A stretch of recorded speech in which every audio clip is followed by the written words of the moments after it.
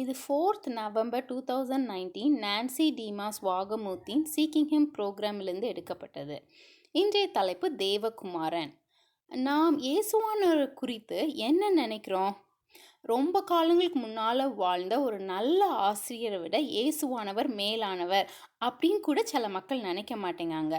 ஆனால் நம்ம வேதத்தை பார்த்தோம்னா புதிய ஏற்பாடு இயேசுவை தேவனுடைய குமாரன், அதாவது கடவுளின் மகன் அப்படின்னு 47 தடவை குறிப்பிடுது. பிதாவாகிய தேவன், அதாவது தகப்பனாகிய கடவுள் இயேசுவை இவர் என்னுடைய நேசகுமாரன் அப்படின்ட்டு மத்தேயு 3வது அதிகாரம் 17வது வசனத்தில் சொல்கிறாரு. அதாவது இயேசு அவருடைய அன்பான மகன் அப்படின்னு சொல்கிறாரு. பிசாஸ்லாம் கூட வேதத்தில் இயேசுவை தேவகுமாரன் அப்படின்னு அங்கீகரிக்குது. இயேசுவானவரின் இந்த பெயரான தேவகுமாரன் மிகவும் முக்கியமானது. ஏன்னா எபிரேயர் 1வது அதிகாரம் 3வது வசனத்தை பார்த்தோன்னா இவர், அதாவது இயேசு அவருடைய தன்மையின் சொரூபமாயிருந்து, அதாவது பிதாவின் தன்மையின் சொரூபமாயிருந்து அப்படின்னு போட்டிருக்கு.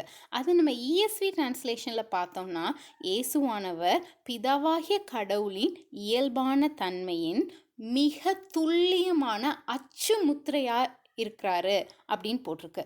அதாவது இயேசுவானவர் தகப்பனாகிய கடவுளின் ஒவ்வொரு குணாதிசயங்களையும் சமமாக பகிர்ந்து கொள்கிறார் அப்படின்னு நம்ம பார்க்குறோம். சரியா?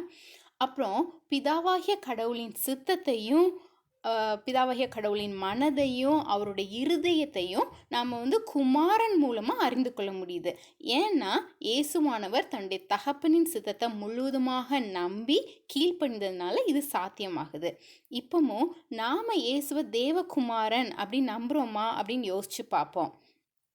அவர் தன்னுடைய தகப்பனின் சித்தத்தை மகிழ்ச்சியோடு பின்பற்றினது மாதிரி நாமும் நம்முடைய பிதாவாகிய தேவனின் சித்தத்தை மகிழ்ச்சியோடு பின்பற்றுவோமா?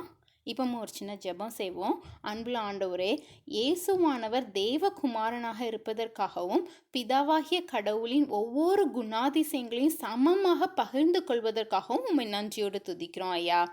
அவர் தன்னுடைய தகப்பனின் சித்தத்தை முழுவதுமாக நம்பி கீழ்ப்படிந்தது போல நாங்களும் எங்கள் தகப்பனாகிய கடவுளின் சித்தத்தை முழுவதுமாக நம்பி மகிழ்ச்சியோடு கீழ்ப்படிய எங்களுக்கு கிருபை செய்யும் ஐயா. இயேசுவின் மூலமாய் ஜெபம் கேளும் அன்புள்ள பிதாவே, ஆமேன்.